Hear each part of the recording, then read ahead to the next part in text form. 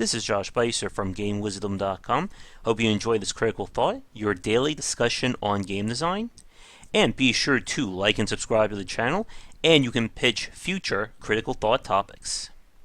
Alright everybody, for today's critical thought, we're going to be talking about the topic of depth versus complexity when it comes to video games. And this is going to be loosely based on my post looking at how the Souls series, despite being very challenging to play, are actually quite accessible in the grand scheme of things. And when we talk about depth versus complexity, this is one of those mistakes we often see when it comes to talking about video games, that a lot of people will interchange the two. But what it comes down to is that depth and complexity are not the same thing. A game being complex doesn't automatically make it better. And we've seen examples of games that are easy to get into, but still have hidden layers of depth to them. And I can say right now that this is not going to completely cover everything. Because when we're talking about adding depth to a game or reducing complexity, there is a lot we can go over. From UI design, how systems are explained, mechanics, the core gameplay loop, etc. But the core gameplay loop is going to be a major part of this discussion. And if you didn't listen to previous critical thoughts, when we talk about the core gameplay loop or the core gameplay mechanic, this is essentially your game in a nutshell. If you had to walk up to someone and tell them about your game in 10 seconds or less, this is what you're describing to them. And a major part of having a successful game development, especially those being developed through crowdfunding or early access with the greater sense of transparency, is locking down your core gameplay loop. Because everything that you do from that in terms of designing and building your game will stem from that. And any changes to the core gameplay will reverberate out and touch all aspects.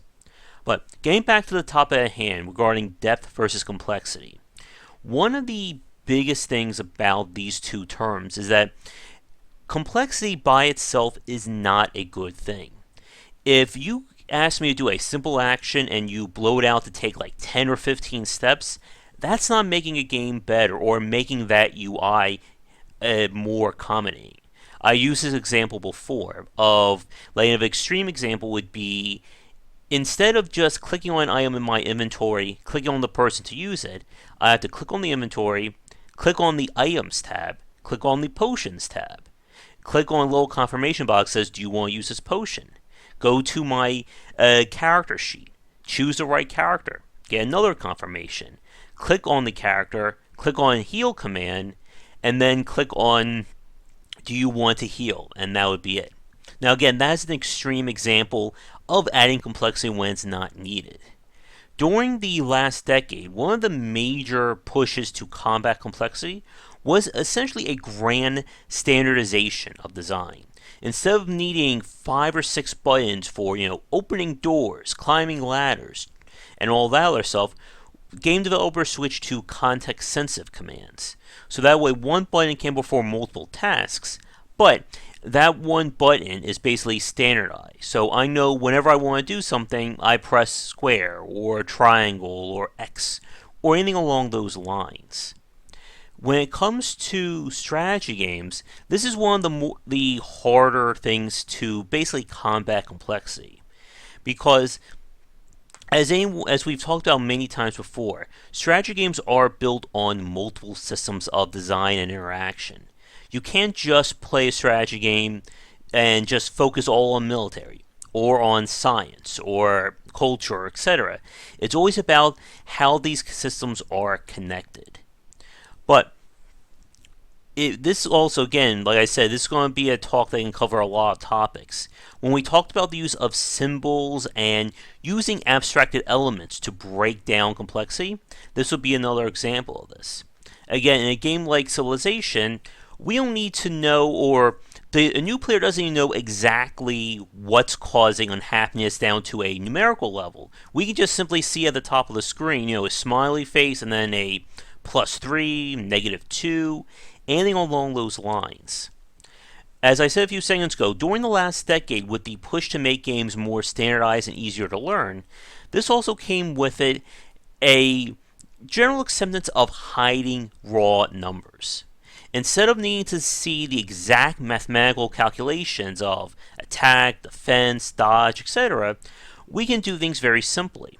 For instance, in the Souls series, there is a mathematical function that determines how much damage you do, based on what the strength of the weapon is, the type of your weapon, and then the enemy's armor, or what they're resistant to. Now, we could see all that information in a mathematic formulas in game, but we don't need to. I swing my weapon, I hit the guy, I can see immediately how much damage I'm doing. If my weapon does 700 points of damage normally, and I'm only doing 100, then I know that this guy's probably resistant to my attack. If I do 700 and I'm doing like 700 or like 680, I know that this weapon is right for the job. It's basically an immediate response or an immediate analysis of what's going on. And this is why when it comes to a lot of action-based titles, it's not really that complex because the player can easily see what's happening. Now, a few days ago, we talked about Rain World and the issues I had with trying to learn that game. And this is another great case of depth versus complexity. Rain World is not a deep game in what you're trying to do in it, but it's complex because they don't tell you what the basic rules are. And that is a major part of this argument. One of the big things about good game design is that whatever your core gameplay loop is, that needs to be made as transparent as possible. If the player has no idea what they're doing in your game from like the first 5-10 minutes in, then you have a breakdown of communication. With that said, of course, you can hide or bury expert mechanics or advanced systems, whether it's by advanced tutorials or simply not telling the player. But I need to at least know the basics of what I'm doing. And I'll give you the example from Rain World again. In the game, one of the mechanics of the title is the fact that you can grab like insects and other creatures, and they provide an additional functionality. There's these like giant bloated flies that are moving around the levels. If you grab and hold onto one, whenever you jump, you'll gain about 2 times your normal jump. Now again, this is a system that is never explained or referenced in game. And because of that, the player has no idea that this is even an option. And that is a very big point. You need to explain to the player what, in essence, are their options for playing. You can have them experiment with things, but they at least need to know that there's an option in place. A better solution for Rain World would be, let's say, if you watch my video of it, you know that the tutorial is essentially from the start to the first hibernation. Let's say in between those 2 points, there's a room that only has one of those flies buzzing around and a platform that's like just out of your normal jump range. So the player would basically see, okay, there's nothing to do in this room except for this fly. Let me try interacting with it. Okay, what does it do? Well, let me try jumping. Hey, I'm jumping higher. So if this happens here, that must mean I should look at other creatures and see how I can interact with them. And that'll be a way of showing that mechanic, and then you're not exactly having to tell the player flat out, grab this fly. This fly makes you jump higher. Use it here. That kind of thing. But again, because they don't explain that, the player has no idea even if that was an option. Imagine for a second if you played any of these Splinter Cell games, which of course deal with stealth when it comes to lighting and sound, and they give you no reference about how you're being detected. There's no audio sensor, there's no light sensor, and the game doesn't even tell you or show you the option that you can shoot out or turn off lights to affect your detection. Now, those systems would still be in place, but how would the player know that that was even an option? And like I said, there is a lot more examples of this. But to wrap things up and bring this back to talking about the Souls series, the Souls games, while they are challenging to play, they're still very accommodating to new players. Because it is action focused, it's very easy to grasp what the buttons do, what are your options. If I see an enemy swing his tail or whatever at me, I have a pretty good idea of what that range is or how to avoid it. Even though there are advanced systems in the form of upgrading your materials and leveling up, it's still focused on what you as a player are doing. And at the end of the day, winning or losing in a Souls game is built on the player's actions. And if they run into trouble, there's usually some other way to get around it, whether it's by upgrading your armor, leveling yourself up, or even summoning an NPC or a player. It's very rare in a Souls game to completely get stopped, as in there is just no way to progress, I have no idea what I'm doing, let me just give up and go do something else. Now, when it comes to this kind of depth versus complexity, one last point that I want to talk about. This goes back to that ever popular phrase of losing is fun. Losing is only fun or educational if the player knows why they lost. If, they get killed and there's nothing they could have done or they have no idea what just happened, then the loss is just a loss. And they're going to feel frustrated, like it felt like the game was taken out of their hands. But if they can see why they lost, maybe they played the wrong card in a CCG. Maybe they blocked when they should have tried dodging an attack. Maybe they stood there and thought this attack wasn't going to do as much damage. If they can process why they lost, it will allow them to make better decisions going forward.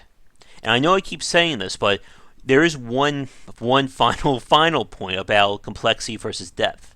And it goes back to one of the most famous quotes when it comes to any kind of video game. Easy to learn, difficult to master. That is basically this conversation in a nutshell. You should never have a game that is hard to learn, but easy to master. If your game is simple enough that once you've learned it, it can be beaten within minutes, who's going to really want to play a game like that takes 5 hours to learn, but only maybe 20 minutes to play? And we've seen examples of games that feature very obscure mechanics that you have no idea what you're doing, and then the second you spoil yourself on how the game works, the whole game is broken. We could even say something like the Five Nights at Freddy's series as an example. While the series tries to overwhelm players, it's built on a very simple event-driven system. And once you know how things work, it's, the man behind the curtain is revealed, and there's not much left to those games.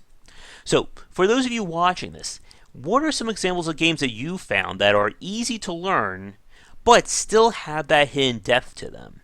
And to make things more interesting, let's put aside CCGs, for instance, or even the games from Blizzard. Because as we all know, Blizzard are certainly experts at presenting things very simple, but having that hidden depth to them that lead to hours upon hours of play. Let me know what you think in the comments, but we'll end things here. As always, thank you so much for watching. If you enjoyed today's Critical Thought, be sure to leave a like, and if you have a suggestion, let me know below. And check back daily for more great content here and on Game Wisdom, where we examine the art and science of games. Till tomorrow, have a great night. And I'm doing it again, folks. I have one last part for today's Critical Thought that I want to touch on. When it comes to tabletop versus video games, and the reason I'm thinking about this is that I've been speaking to several tabletop designers over the last few days, is that tabletop games are a really great example, the best ones, of having depth without complexity. And there are many different ways to do this. One of them being a more transparent use of numbers. Instead of needing complex mathematic formulas about how things work, or featuring crazy numbers like this card does 65.34 damage, many tabletop games feature abstracted low numbers. And you can still see that value there. Even in a game like Hearthstone, which may not be tabletop but still a CCG, anyone can tell you how important just one number change can be to a card's attack, health, or costs. And when it comes to the tabletop genre, that is no exception as well. Again, you can have very complicated games even if you are only dealing with, let's say, numbers 1 through 10. Like, I've played games like Trains, and again, for you folks who are fans of tabletops, you can probably think of more examples of this, where the rules themselves are very easy to understand, but it's the interplay of these rules and how you can start building a game plan around them that really lend themselves to that depth. So it may only take you a few minutes to grasp the basic concepts of what these cards do, but to master these games, that's going to take some doing. But that's all I wanted to say, so back to your regularly scheduled credits, and I'll see you all tomorrow. Thank you so much for watching this video. If you enjoy it, be sure to like and subscribe to the channel, and of course share with your friends, it always helps out. For daily posts on all manner of game design and industry topics, check out game-wisdom.com. To support the site and everything that I do, be sure to check out the Patreon campaign. If we can hit goals, it will mean more content for everyone to enjoy, and I'll be able to support myself and my household. If you want to follow me, you can find me on Twitter at GW for updates throughout the day and random thoughts from me. And lastly, you can find me on Twitch right over there at GW for daily streams most nights around 10 Eastern. Thanks again for watching the video, and be sure to check out more great content coming to the Game Wisdom channel real soon.